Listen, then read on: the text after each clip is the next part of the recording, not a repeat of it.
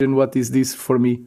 So we are getting a new coach that is losing more than the last coach. I have full knowledge of that. Like I said, I'm not going to change no matter what. And I know we can succeed, but we need to survive this moment because I'm not naive. And I know that we need to survive now. So we are being the worst team, maybe, in history of Manchester United. I know that you want headlines, but I'm saying that because we have to acknowledge that and to change that. So here we go, your headlines. A massive statement there for Ruben Amorim. This is the worst Manchester United team in the history of the club, in his personal opinion. By the way, get the like buttons hit. Make sure you're subscribing. I'd love to ascertain, review your opinions on this situation. But another very honest, very candid, very direct press conference by Ruben Amorim as he blames himself. He criticises the players. He talks about the collective unit. I love how he handled himself. It didn't feel very kind of PR media trained, just very raw, very honest, very well articulated about the situation that we find ourselves in. And there are lots of people to blame and there are lots of people to be frustrated at. And I understand where he's coming from, that Man United have to survive this moment. I agree that this is a terrible Man United team. But I think it's imperative that the fans do their part as well. Celebrate, but don't get carried away with results against Arsenal. As many of the panel said on the football terrace last week, keep your feet on the ground. Enjoy the moment, but keep your feet on the ground. There are going to be so many peaks and so many troughs, so many great moments, so many times that feel pivotal. There's going to be some poignant days and moments and situations as well. It is never going to be plain sailing. But one message I do have is that Ineos must act now. This is a head coach that has a particular style of football, a particular approach to the game. He isn't the only one in the world that plays this way, but he does it. This team lacks players that have the fundamental capabilities to deliver the style of football he needs in a league with the physicality, the speed, the power that the Premier League possesses. And maybe when we're being a bit more compact and we're being a little bit more defensive, away at a Liverpool, away at a Man City, away at Arsenal, we look better than trying to open up. We were very aggressive against Brighton. Our fullbacks were pushing up nearer the halfway line. We pressed more regularly in this game, but we were far too often beaten to the punch by faster, quicker, stronger players. Brighton, I would also say, have a very good technical floor in their squad. When I say floor, I mean that the base level of their technical ability is higher than Manchester United's. And there's so much we need to do to improve. But Ineos must act. Yes, my gut feeling is they're looking to sell before they buy. So that, can we get rid of Rashford? Can we get rid of Anthony? Can we get rid of Eriksen or Casemiro? Garnacho could be up. The problem is, other teams may have also cottoned on to the fact that we might need to sell before we can bring anybody in. Which means they're going to wait late for us to get desperate, accept worse offers, and then leave us little time to recruit. Ineos this week, before the next Premier League game, have to try and add one or two players into this mix. They may not be our number one targets for set positions. There might be individuals we see as more squad players over the next 2 to 3 years. But they have to match the profile that Ruben Amorim needs. It's not about what Ruben Amorim wants. It's not about buying them for him specifically. It's buying what his system dictates. Better quality footballers on the ball that have more power, more strength, athleticism, and understand the style of play. And there's a risk. There's a risk because of FFP and PSR if we don't then get rid of people. But it's one that I think Ineos, as they now control the football operation at the club, must take.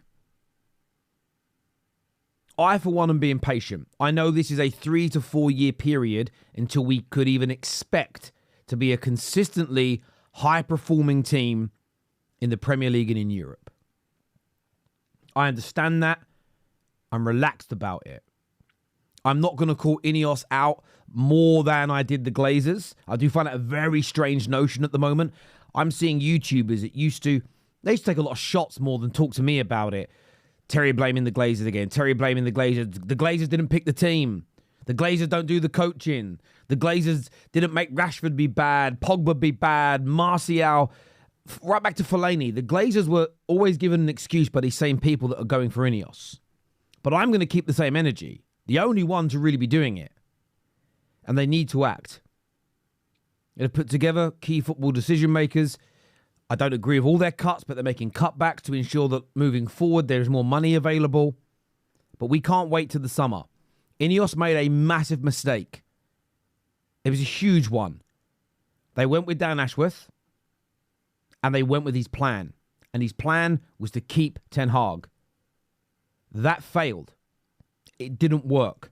And then halfway through the season, we have decided not only are we going to change head coach, but along with changing the structure of the club, lots of different policies internally, not just we're going to improve the stadium, new stadium in fact, and improve the training ground, we're now going to have a complete shift in direction to the style of football that we play as a football club. It's a massive decision that should have been undertaken in the summer. Again, as people like myself, Staffy, Neeks, KJ, all said multiple times on camera and were shot down for that, strangely enough. But Ineos have to give him something. We have to add some more technical ability, some more power, some more strength and speed into this team. We just have to. Without it, I don't think we'll get relegated, but I believe this season will not improve dramatically. We'll get some good results and some bad ones. It's going to be very, very up and down. The Premier League has evolved in recent years. Even a lot of the teams at the bottom that will get relegated or are consistently in those battles, you look at their team and there is so much power and speed in them. We probably, pound for pound, are the worst. So I don't disagree with Ruben Amorim's comments. It's painful to admit. It's horrible to accept. It's a sad moment. But it is absolutely vital that Man United fans focus on the right people. Ineos have to put their hands in their pocket and buy better players that suit this style now. I understand the summer they probably will spend, but something needs to be done now in January. We're still in the FA Cup, we're still in the Europa League, and I think it will be important, and I think it will improve us next season if we can start growing up the league now, getting better results, players feeling more confident. I do not believe it's possible with no signings and just exits. That would be a colossal mistake from Ineos. It would be a massive mistake from them. And I think it will further set back this rebuild. We know it's going to take 3 to 4 years. There was always going to be mistakes. Anybody that believed, bit of new ownership, new head coach, we're coming Man City, we're coming for those titles, you're a fool or a liar. Anybody that just thought dropping Rashford would improve Man United, fool or a liar. Just sacking Ten Hag, just sacking Oli, just sacking Jose. Anyone who thought that was just going to fix the club by itself, you're a fool or a liar. I sometimes wonder why the people that have pushed those narratives each time get listened to on this subject. Not their general football view. Of course, they understand football. But in terms of the problems at Man United have been ignored for so long. And although I'm happy with a lot of things that they're doing, the new stadium, what they're going to invest into Carrington, I love that we have key football decision makers in place. I actually like the fact that we've said, right, we're going to play a particular brand of football. I dislike the fact they didn't do it in the summer. There's things I like. But that mistake, not buying anybody this January, it will have to be called out. It will have to be condemned. It's about being honest and it's about being balanced. And I'm probably not as angry today as I've been during other losses. And I can't quite put my finger on why. It isn't acceptance of where we are, per se. Maybe just a case of not even realization. Just complete and utter... Maybe it's just acceptance. I'm thinking about this while I'm recording. I don't edit this. I don't try and make myself look smarter than the average bear, you know. And maybe it is just acceptance. But I've always known where we were, so it isn't quite that. Maybe you guys can help me with it. I'm struggling to put my finger on exactly why today I wasn't as frustrated as normal. Maybe I didn't think winning the game was as pivotal as some people believed. Maybe it's because I always knew these ups and downs were going to happen, and we had kind of 3 good results / performances on the bounce, so therefore we were probably due a bad one again. And maybe we'll now have a couple of bad ones on the bounce and some good ones. It seems to be the pattern, which interestingly Amorim told us was probably going to happen, and that's maybe why I'm not so shocked. Maybe that's it, speaking through it out loud. But his message is clear. And I know sometimes some Man United fans will not always paint things in a beautiful picture. Everything's okay. Don't speak negatively. I don't think this is negative. I think this is a positive conversation to have because we need it. There are also some United fans that are just always... I've seen some people today, the level of anger they're showing, it's like they're shocked. But they're liars. There is no Man United fan who understands this club who's shocked today.